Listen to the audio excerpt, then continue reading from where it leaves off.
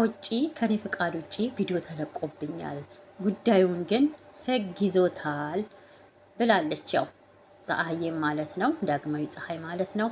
እንግዲህ ሳምሶንም ያው ቤቱ እንግዲህ እንደተሸጠና ስለ ቤቱ ደግሞ ልጆቹ ምንም አይነት ነገር እንደማያገባቸው እየተናገረ እንግዲህ እዛ ጋር እየቀረጹ ነበረ። ቀራጩ ማን ነው? ለቃቂውስ ማን ነው? ያለሷ ፍቃድ እንዴትስ ተለቀቀ? እሱ እኮ እያወሩ ያሉት እዛው የመኖሪያቸው ቤት ግቢ ላይ ነው አይደል? እንደ ማን ነው የሚቀርጸው? ማን ነው የሚለቀው ማለት ነው። እና በጣም ነው የሚያሳፍረው። እኔ እኮ ባልና ሚስት ስትጣሉ ልጆች ፊት እንደዚህ አይነት አተካሮ ማለት ነው። እንግዲህ ልጅቷ ያለችውን ሰምታችኋል ማለት ነው። እኛም ብትወደን ኖሮማ ቤቱን አትሸጥብንም ነበር ብላ ስትለው፣ እናንተ ስለ ቤቱ ምንም አይመለከታችሁም፣ አያገባችሁም፣ ይሄ ደግሞ ህግ የያዘው ጉዳይ ነው ብሏል። እንግዲህ በራሱ አንደበት ማለት ነው። እዛ ጋር ከዚህ ከዛ የመጣ ወሬ አይደለም። እንግዲህ እዛ ጋር ያ ቤቱ የዳግማዊ ወይም የእሷ የልጆቹ እናት ቤት ነው። እንግዲህ ይሄን ደግሞ አያቷ በውርስ የሰጠቻት ቤት እንደነበረም ተናግራለች ማለት ነው። ባይዘዌ ያው ትዳሩ ስትሆኑ ባልም ሚስትም እንግዲህ ንብረት አላችሁ እኩል እንደሚካፈል ይሄ ማንኛውም እንትን ያውቃል ማለት ነው። ግን በስምምነት ቢሆን ባይዘዌ ይሄ ቪዲዮ እንግዲህ ከሶሻል ሚዲያ የሚቀመጥ ነው፣ የሚጠፋ አይደለም። ኢንተርኔት እንግዲህ ያስቀምጠዋል ማለት ነው። እና እናቶችም ለአባቶች ልጆች ጥላቻ እንዲኖራቸው ባትነግሩ ጥሩ ነው ማለት ነው። ለምን የእናትና የባልና ሚስት ጉዳይ ሊያበቃ ይችላል፣ ግን እዛ ጋር የልጅና የአባት ግንኙነት ግን መቼም ቢሆን አይቋረጥም ማለት ነው። በምድር እስካለ ድረስ አባታቸው ነው ማለት ነው። ግን ክፋትን ሳይሆን ጥሩ ነገሮችን ብናስተምር፣ ለምሳሌ አሁን መውሰድ ትችላላችሁ። ገነት ንጋቱ እንግዲህ ያላትን ከ14 ዓመት በኋላ ያው ድጋሜ ተሞሽረው ተጋብተዋል ማለት ነው። እኛው ሶሻል ሚዲያ ላይ አብረው ነው የሚቀርቡት ብዙ ነገሮችን ደስተኛ በቃ ምንም የተጣሉ ራሱ አይመስልም ማለት ነው። በጣም ነው የሚተሳሰቡት፣ ውስጣቸው መፈላለግ አለ። እነኚህ ገና ተጣልተው ተፋተው አንድ ወር እንኳን ሳይቆዩ እንግዲህ አስቡት፣ ሶሻል ሚዲያ ላይ ቤት መሸጥ፣ ልጆቹን ሞተው መናገር። ስለዚህ የምትናገሩትን ነገሮች ደግሞ ልጆች ወደኋላ ቢሆኑና እዚህ ቀረጻው ላይ ባይገቡ እላለሁኝ ማለት ነው። ለምን እኔም አንድ እናት ስለሆንኩኝ ማለት ነው። ያው ማንም መቼም ሲንግል ማም ሆኖ የማሳደግ ያው በእሷ አልተጀመረም። ፍችን እየገፋፋሁት አይደለም ማለት ነው። ግን ያጋጥማል። ታጋጠመ ደግሞ ምንም ማድረግ አይቻልም። ወንድምና እህት ሆኖ መኖር ይቻላል ማለት ነው። ህይወት ይቀጥላል።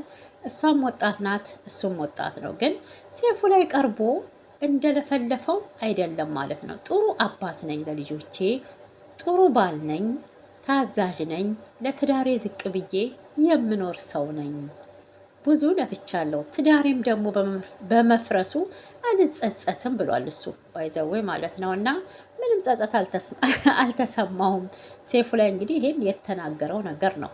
ያው መቼም ምንድን ነው ምክንያታችሁ ብሎ ከሱም ወገን ለመሆን እንግዲህ ይከብዳል ማለት ነው። ጉዳዩን ጠለቅ ብሎ ለመጠየቅ ያው እንግዲህ የራሳቸው ፕራይቬት ሊኖር ይችላል። ባልና ሚስት ይጋጫል፣ ይጣላል። ግን ክፉ ቃላቶችን ልጆች ፊት ባንናገር ባይ ነኝ።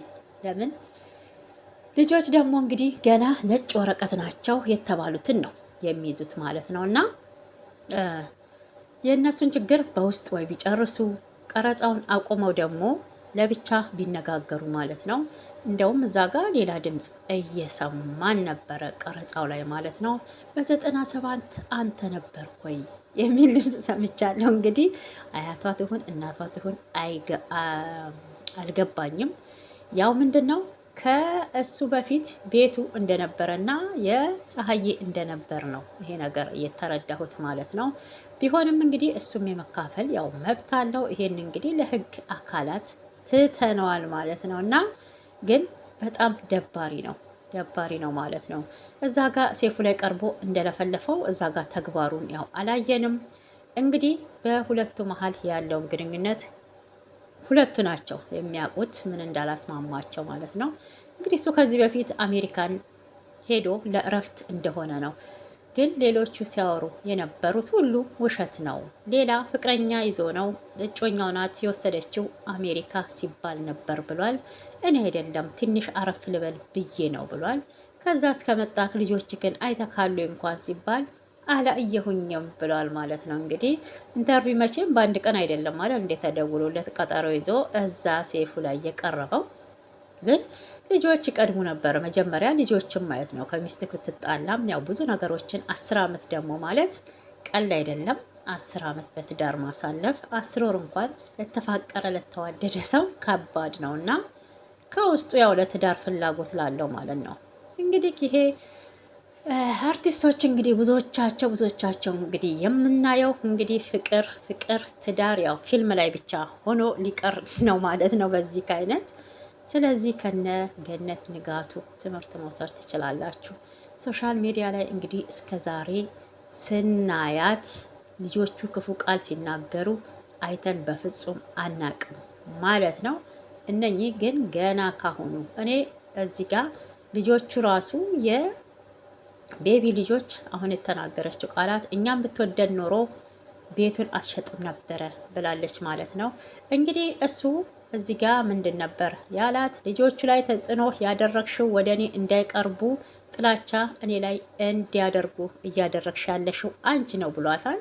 እሷም እኔ አይደለሁም እኔ ምንም አይነት ተጽዕኖ አላደረግኩም በራሳቸው መብት ነው ብላለች ማለት ነው። እና ልጆች አባታቸው ጋር እንዲቀርቡ ይሄ ደግሞ ሕግም መንግስቱም ሁሉም ነገር ያስገድዳል ማለት ነው። አባት እንግዲህ ሄዶ ልጆቹን ማየት ማግኘት ይሄ ያለ ነው ማለት ነው። መከልከል ራሱ አትችም። ብቻ ይደብራል። ምን አይነት ለልጆቻችሁ ክፉ ቃላት እዛ ጋር እየተመላለሳችሁ እንደሆነ ልጆች ላይ ተጽዕኖ ያረጋል ማለትን እፈልጋለሁኝ። ቢያንስ ሶሻል ሚዲያ ላይ የሚወጣ የሚንሸራሸር የማይጠፋ ነገ ደግሞ ሲያድጉ ይሄን ነገር ከሁለታችሁም ጥላቻን እንዳያተርፉ አሁን ትምህርት ቤት ይሄዳሉ። ተማሪዎች ናቸው። የዳጊ የከሌ አባትሽ እኮ እንደዚህ ብሎ ነበረ፣ እናትሽ እኮ እንደዚህ ብላ ሲባባሉ ሰማን።